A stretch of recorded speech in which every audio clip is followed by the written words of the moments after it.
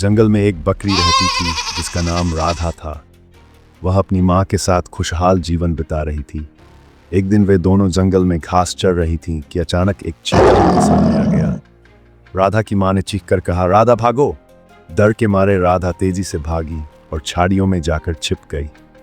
बूढ़ी बकरी ने अपनी बेटी को तो भगा दिया, लेकिन चीता गरजा, मैं तुझे नहीं छोड़ूंगा, और उसने हमला करके राधा की माँ को मार डाला। झाड़ियों के पीछे छिपी राधा ने अपनी माँ को चीते के हाथों मरते देखा। उसकी आंखों में आंसू आ गए। मेरी माँ, इस दरिंदे ने मेरी माँ को मार डाला, मैं अनाथ हो गई। राधा रोती हुई अपनी जान बचाकर जंगल में भाग गई। चीता शिकार के बाद मांस लेकर नदी की ओर चल पड़ा। पहले ताजा मांस खाकर अपनी भूख मिटाऊंगा, फिर ठंडा पानी पीकर अपनी प्यास बुझाऊंगा। चीते ने मांस खाया और जैसे ही नदी का पानी पीने लगा, अचानक नदी से काला धुआं उठने लगा। चीता घबराकर पीछे हटा। यह क्या हो रहा है?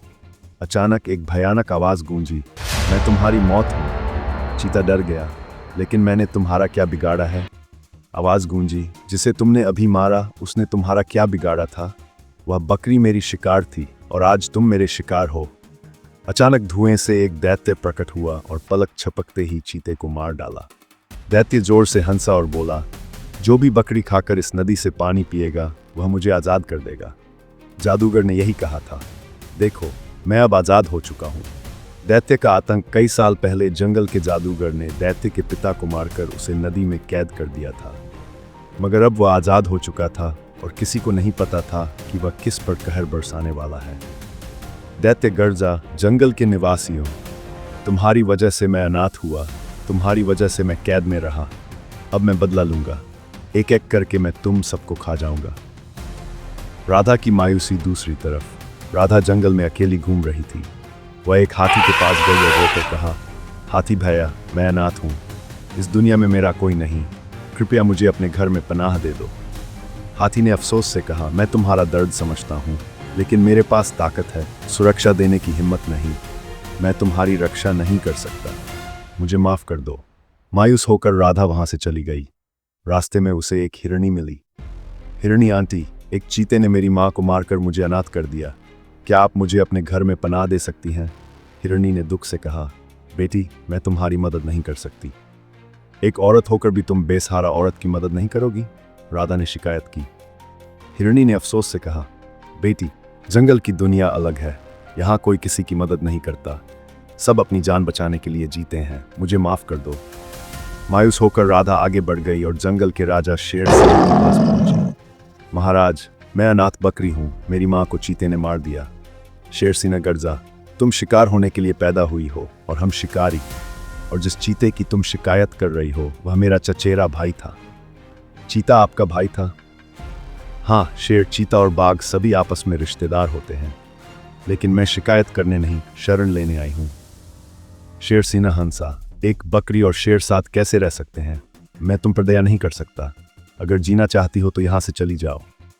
मायूस होकर राधा चली गई और जैसे तैसे जंगल में जीवित रहने लगी। दैत्य का कहर और एक आशा दूसरी तरफ। दैत्य जंगल में तबाही मचाने लगा।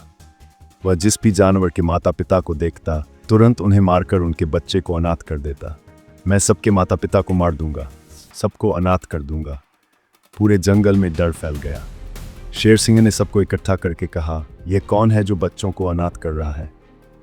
महाराज, ये वही दैत्य है जिसे जादूगर ने कैद किया था। क्या वह आज़ाद हो चुका है? जी हाँ, और अब वह सबसे बदला ले रहा है। हम दैत्य का सामना नहीं कर सकते, हमें क्या करना चाहिए? चतुर लोमड़ी ने कहा, हमें जादूगर की मदद लेनी चाहिए। सब जादूगर के पास गए। जादूगर बोला, अगर जंगल का कानून यही है कि ताकतवर कमजोर को मारे, तो दैत्य भी वही कर रहा है। शेर सिंह ने शर्मिंदा हो गया, मेरी सोच गलत थी, कृपया हमारी मदद करें। जादूगर बोला, एक ही तरीका है, एक ऐसी अनाथ बकरी खोजो जिसकी माँ को उसकी आंखों के सामने मारा गया हो। अगर वह अपनी मर्जी से नदी में कूदकर जान देगी तो दैत्य जलकर राख हो जाएगा। राधा का बलिदान और दैत्य की तौबा, सबने राधा को ढूंढा और मदद मांगी। राधा ने कहा, जब मैं मदद के लिए आई थी तो किसी ने मेरी मदद नहीं की, अब मैं क्यों मदद करूं? मायूस होकर सब जाने लगे, लेकिन जादूगर ने कहा, अगर सब मदद करना छोड़ दें तो दुनिया खत्म हो जाएगी। राधा ने सोचा और कहा, ठीक है, मैं मदद करूंगी। वह नदी की ओर बढ़ी, लेकिन अचानक दैत्य प्रकट हुआ। बकरी, तुम उन जानवरों के लिए बलिदान दे रही हो जिन्होंने तुम्हें अनाथ किया? राधा बोली, हाँ, क्योंकि मैं अनाथ होने का दर्द समझती हूँ। राधा की बातें सुनकर दैत्य की आंखों में आंसू आ गए। आज तुमने मेरी आंखें खोल दी हैं, अब तुम्हें बलिदान देने की जरूरत नहीं। मैं वादा करता हूं कि किसी को अनाथ नहीं करूंगा।